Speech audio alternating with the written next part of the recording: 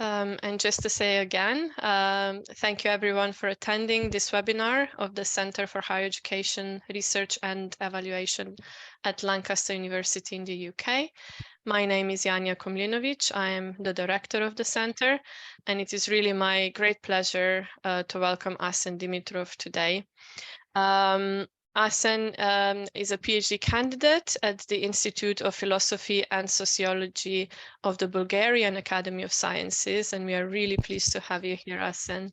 Asen is also a team member of the research project funded by the Bulgarian Science Fund with the title Dynamics of Inequalities in Participation in Higher Education and Adult Education, a comparative social justice perspective.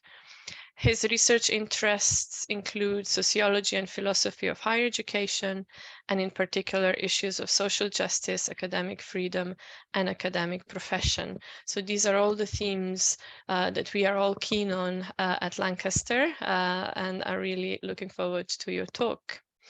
Today, Asen will speak about recognition-based approaches in the study of inclusion and equity in higher education. Asen, as I said, we are really happy to host you today, and especially on this really important topic.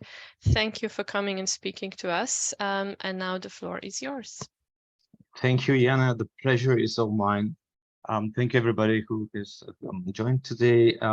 It is really a great place to talk about this topic.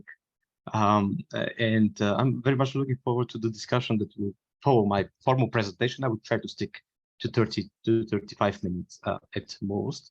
I suggest that I go to the point and share my screen with a very brief introduction to my work. So this is my doctoral project. So this is, you should be seeing my screen now. Is this all right? Yep, thank you. So in a sense, this is a presentation of a part of my doctoral project. I will present, of course, the theoretical framework, and we'll provide the details of the authorization of the theory of the theory of recognition. Then I will overview the study design and the sampling strategy to focus on some of the data that I can already present to you today. So this is about recognition in honest interpretation. Quick note, doesn't have much to do with politics of recognition, but I will present the details, of course. What is important to note is that it seems that there's already a good tradition developing in the study of recognition in higher education. Members of your own department, including Dr. Jean MacArthur, is some of the authors which I got to know during my work way before we planned this webinar. This tradition includes the study of various social differences.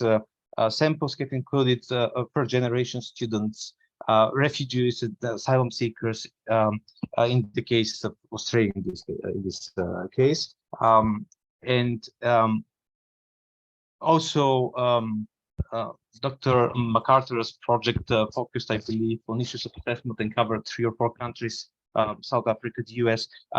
Now, I take a more general view and approach to this study.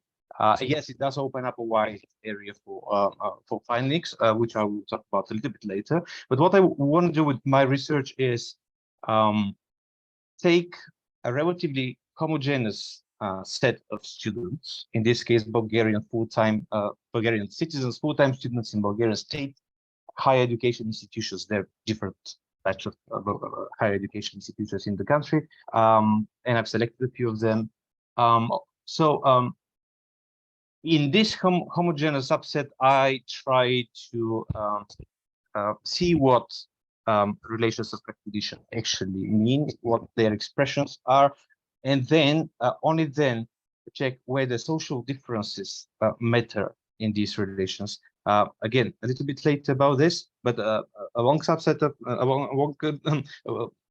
a history of work with recognition, which I'm trying to step in and build on with my work. And I focus on autonomy a little bit more than some other projects. It is a critical theory, so some of you already know very well the theory and work with it, and I won't take too much time explaining what the theory actually is in its tenets, but I just want to note some of the points that are important for my study and for the interpretation of the data onwards in my presentation. So autonomy, importantly, is conceived intersubjectively. That is to say that individuals form their autonomy while they communicate with others, but also maintain it, which is an interesting point Hunt is making. And it says that the theory works in a way that the integration of individuals in society is based on and happens through the relations of recognition. So it is through mutual relations of recognitions that the individuals develop their capacity to assert their subjectivity and their individual autonomy further onwards, and also their actual capacity and ability of self-realization. So why autonomy is important? Because autonomy is the precondition, individual autonomy is the precondition for individuals to realize their own life projects. And also, I sort of, yes, it is a normative theory, I should note.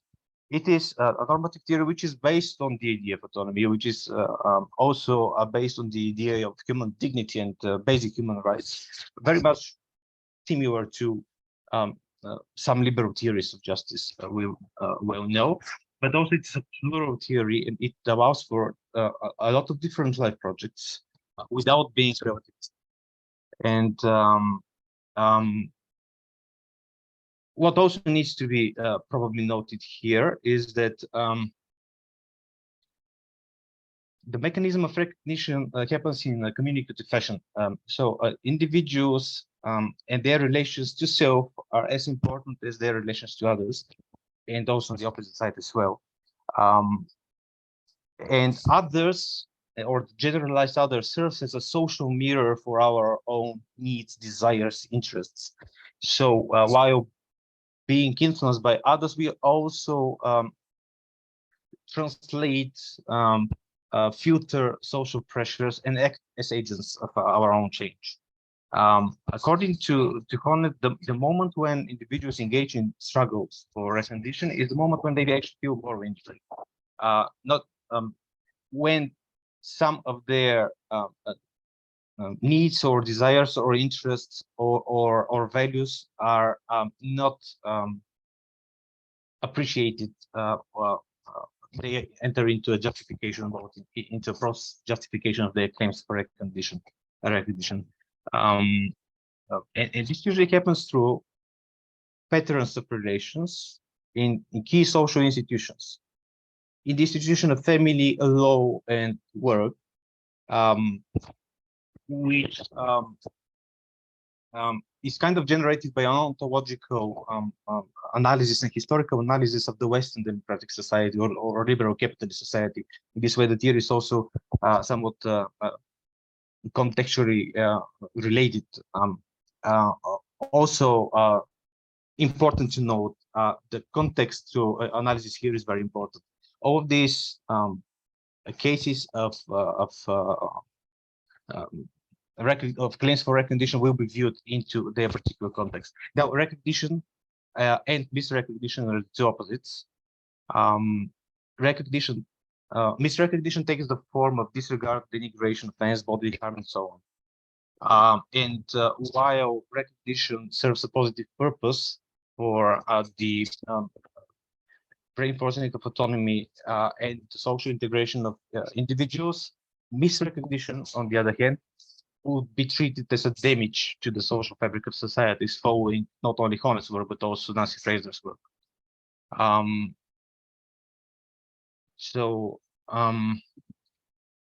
The forms of relations of recognitions which take place in the key social institutions of society, family, law, and work are love, respect, and esteem.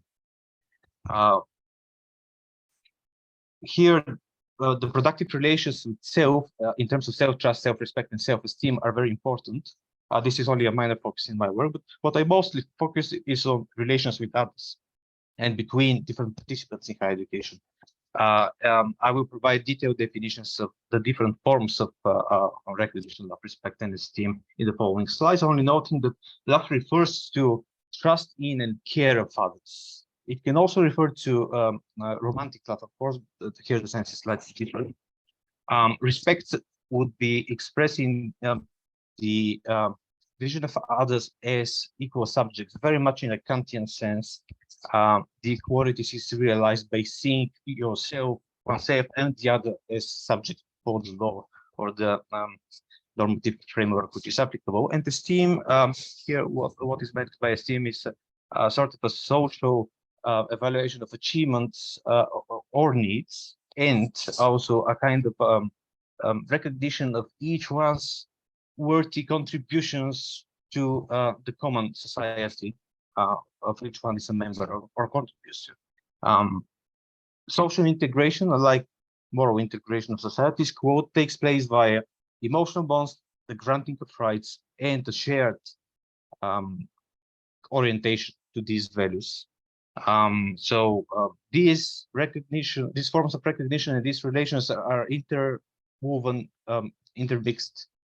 They are important on their own, but also in many cases we will see that one depends on the other. For example, one could have a healthy, strong family as an expression of relations of love, but would this family be actually that strong if there is no respect between the partners in terms of seeing each other as equal before the normative framework, and if they don't hold each other in esteem for something each one can contribute to this relationship, would this actually occur? We will see if this statement can be paraphrased for university colleagues or classmates later on.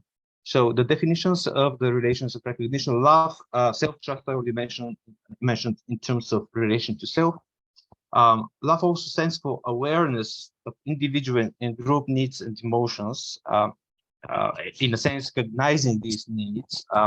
It also, in the definition that I've developed try to apply in higher education, would search for complex understanding of these relationships. Because the simplified image of the other would very difficult, very much not fit with the way of awareness of individual and group needs of the other. Effective relationships is the expression of friendship or collegiality among students, but not only. The focus in my study will be students. That's why I'm referring to students mostly. So this could be various expressions of supportive, empathic human relationships. I don't mean to be prescriptive or limiting when I describe the possible forms of relations of recognition. I do leave space for some inductive thinking about the data that I've collected and what else relations of love, respect, and esteem could mean. Respect in terms of relations to self would be self-respect. And seeing oneself as a subject before the normative framework, including. But it also will include awareness of the existing normative framework at the university or national and their content. In terms of normative documents, this would very much mean definitions of students as equal in rights, and would also stand for the students and others' understanding of this normative framework as morally binding, so that it has any meaning. But also in this sense of positive and negative freedom, Honneth works a little bit later on these notions of freedom in his own definitions. Here, I still stick to Berlin's definitions much more. Protection and empowerment by the law or by the regulative framework. So it's in a way to perform certain actions so that one protects the other, but also other than this space of prohibition, there is a space of freedom in which one could develop their own individuality. So esteem would stand for in the sense of relations to self, is a minimum self-esteem, minimally positive self-esteem, which is sufficient to express oneself and one's ideas before the others. But we also stand for a lot of other things.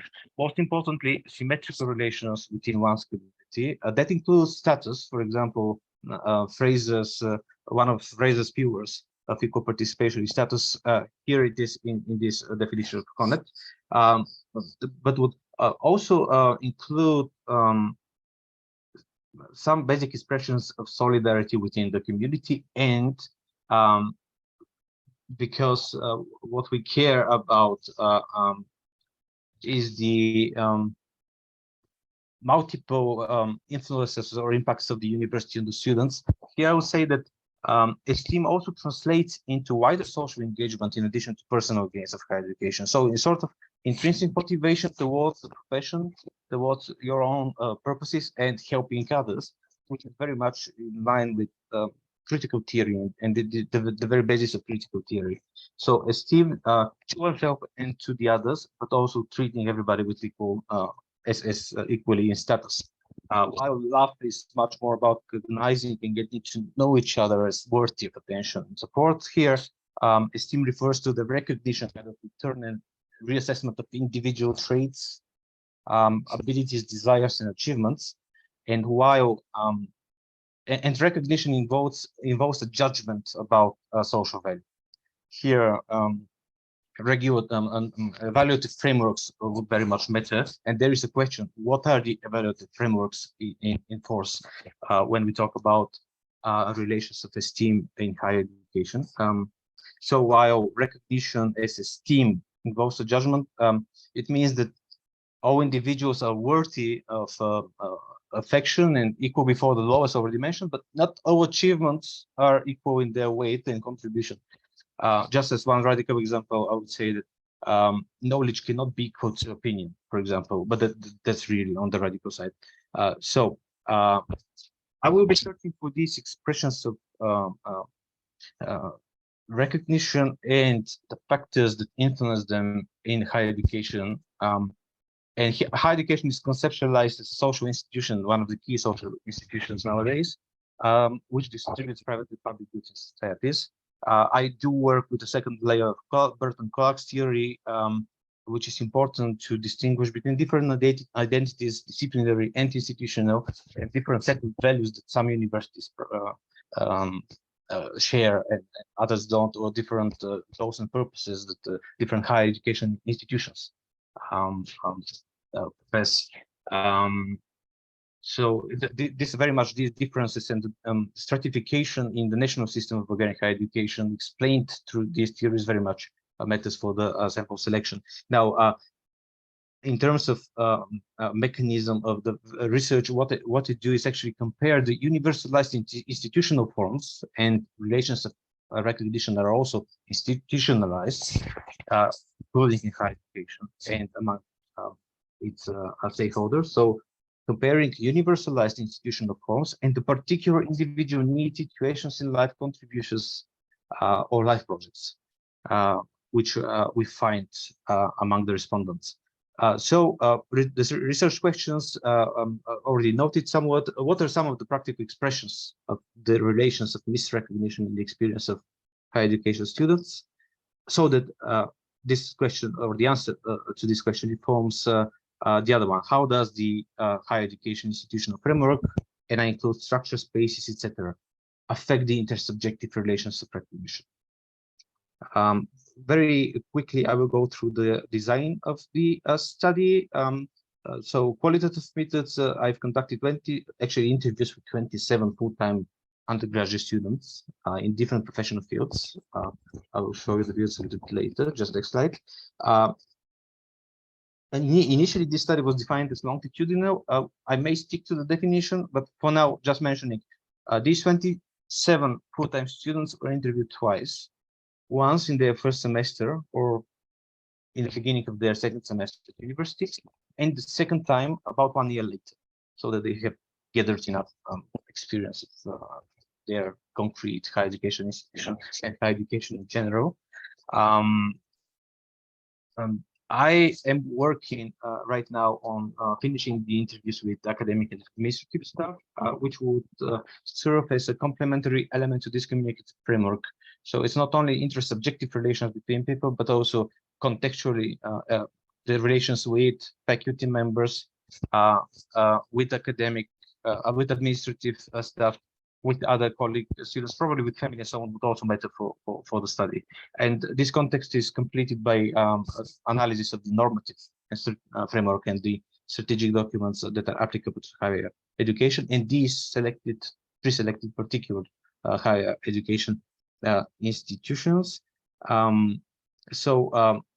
This is kind of a quick description of the number of interviews. It's a cohort of 27.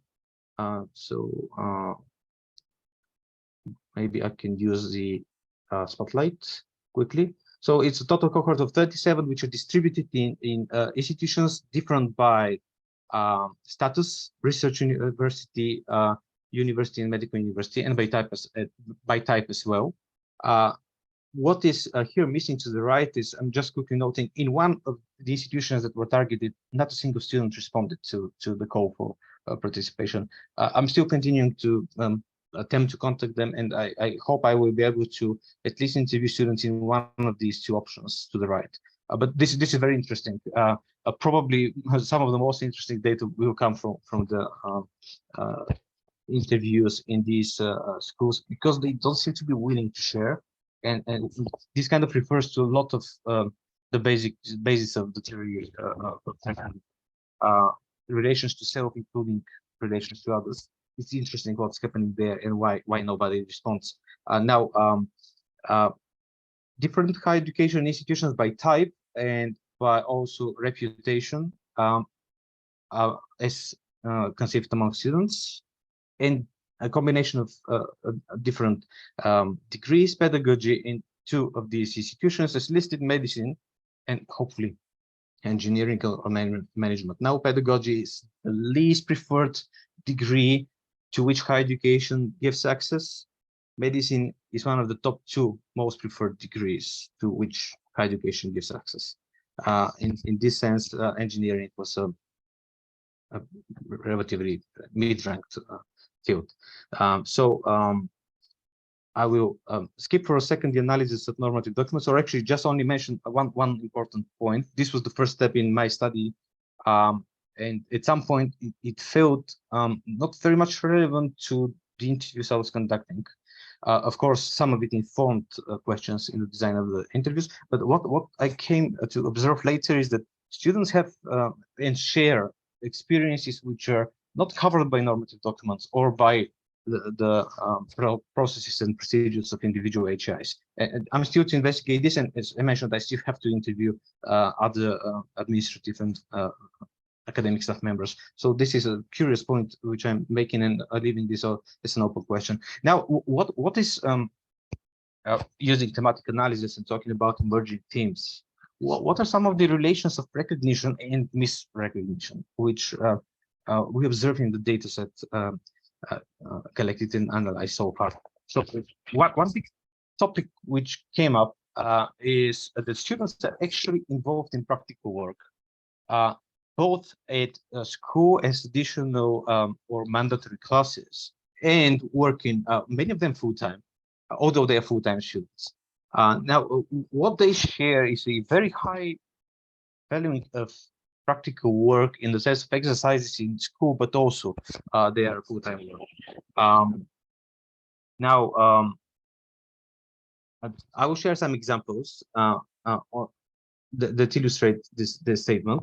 And what is important in terms of recognition about this work is that it actually opens spaces for students to see their theoretical field, and studies are described as pretty much very theoretical, but practical work in all of its different kinds that students share that they do is opening up on their horizon and making the link between theory at university and the real world outside, to which students share attachment and actually intrinsic motivation. Many of the students who talk to me are motivated by family inheritance.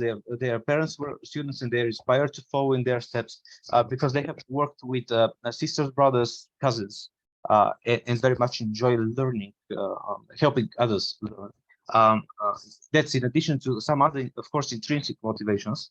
So what our student reported is the following. I will just read it out. We are learning about clinical medicine, but also about ways we could approach patients, about the skills medical doctors need in order to be able to provide the help required, not just purely medical terms, but also from a social and psychological point of view, so that the doctor solves holistically the patient's problem. Now, I should add socially oriented subjects as also making this link between theory and practice in medicine, although many students share that exactly social medicine or health medicine subjects that they consider unnecessary or irrelevant to their studies. This changes when actually they go out in the field, in the hospital, in the town where the university is based, in terms of exercises or extracurricular engagement. And maybe one very quick remark, the classes are divided in the country into lectures and exercises or practical work. So the lecture will be rather, well, depends on the individual faculty member, of course, but frequently you would see this traditional university lecture, the professor speaking in front of the class for a while. That's also what students describe. And the exercise part or the seminar part is meant to apply the theoretical part into the real world circumstances. Of course, case-based or practical work in case of medicine both are available.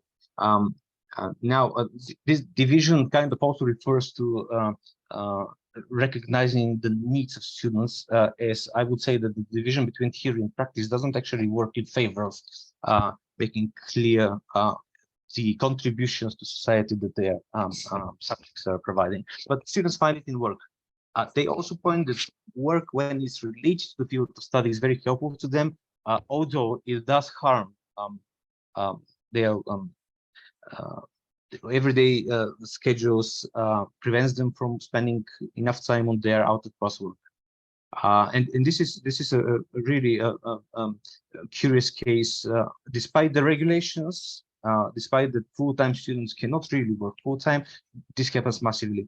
And universities have an idea of this actually, and many faculty members are flexible when accommodating the needs of such students. Whether this is right or not, this is very, again, an open question, but here there's an example of the ambivalence of recognition. Yes, faculty members recognize the need to work, to earn, to gain motivation in practical work, but also in a way the commitment to university studies is moved to the side and ranked second in this compensation.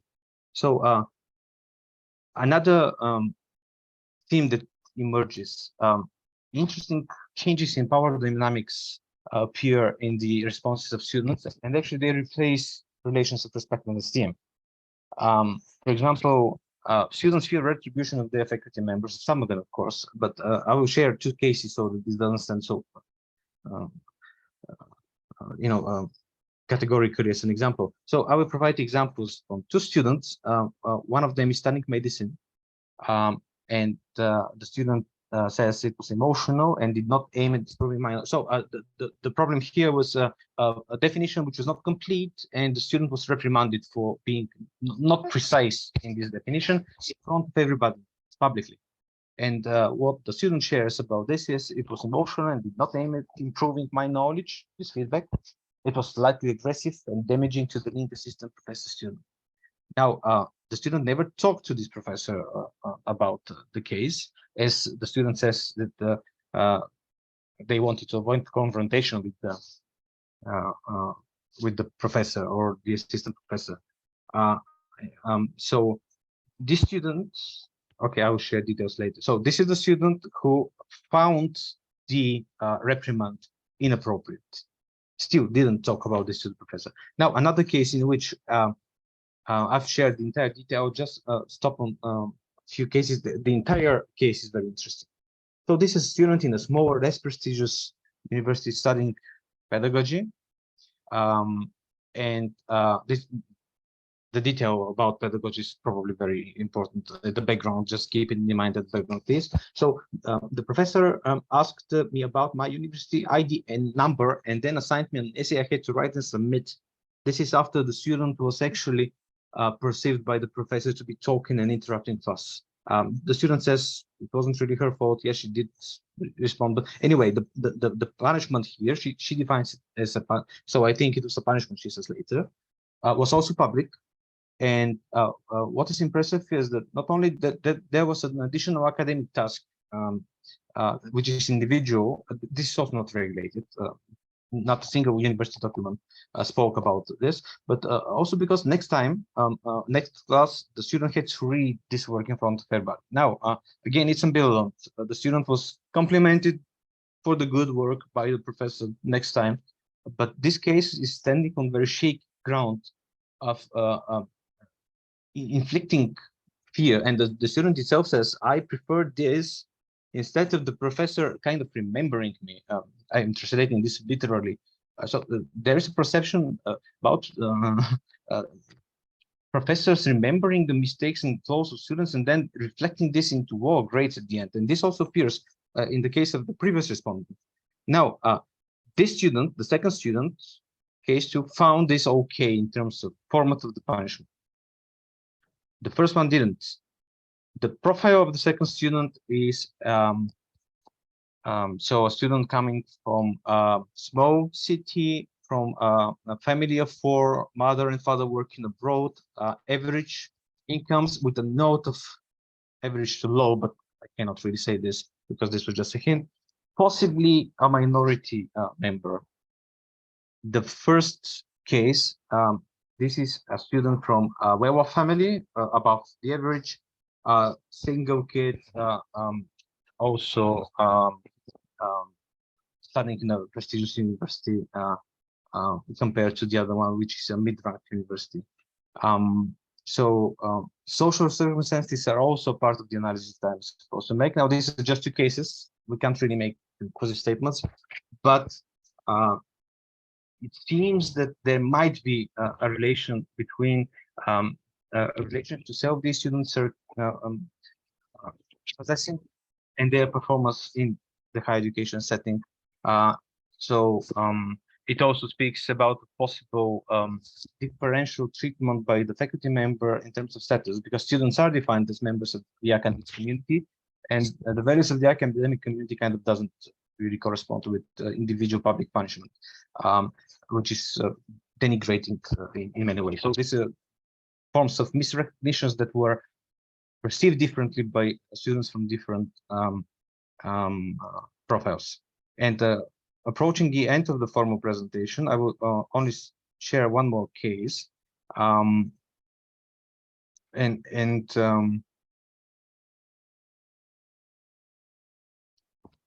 Actually, yeah, that's just a quick bullet point. Now, there is I didn't want to be very negative, just talking about this recognition presentation. So this is kind of balancing between the two. There is an obvious flaw in communication structure, and it does fail recognition. But luckily, it's relatively easy to fix. So this is one of the practical applications of the data analysis. What I've seen is that universities own formal communication channels, but they don't use them. They just let students and faculty members organize whatever they see fit. So in this kind of organization, in Viber, Messenger, and so on groups, students get excluded, others get dominant. Information reaches only some people, and by definition, there is one common email address, which is Gmail, say, for example, generated for the entire group, and students find this okay, the faculty use it, and the administration is fine with this. The communication mostly flows through so-called coordinators of the student groups, which are students with a lot of responsibilities, trusted students to everybody in the group, but selected, voted by the group, but they're kind of filtering or peers filters, even if they don't mean this voluntary of information. And this, not every student is treated in this elementary way as equally worthy. And not to say, even not to speak about privacy issues here and the extent to which individuals are able to communicate their needs and especially problems with the institutional structures. And what is also just a quick note from the interviews with professors and academic staff members, the ones I interviewed don't see a problem with this. And when actually some of them are aware the student orientations provide detailed information to students upon entry. This is an important point. When students actually make the transition from a very different setting to an academic setting, they are not used to the values and the rituals and the maintenance of the academic community, and they become members of it. So this introduction is considered by the faculty members whom I interviewed as not necessary. Even if I paraphrase one of them, it was nobody ever taught us anything like this. Why they will manage it? They don't need us.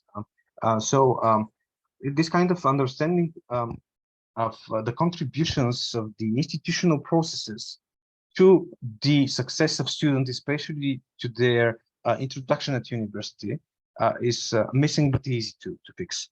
So I'm very much happy to go into details into this data I shared. As there are different examples which are useful, but it's already 35 minutes of speaking. So let me end here and use the chance to make a conclusion towards the end of the presentation. So I'm very much looking forward to your comments and your questions. Thank you very much, Asen, for this fascinating presentation. So I will now stop the recording.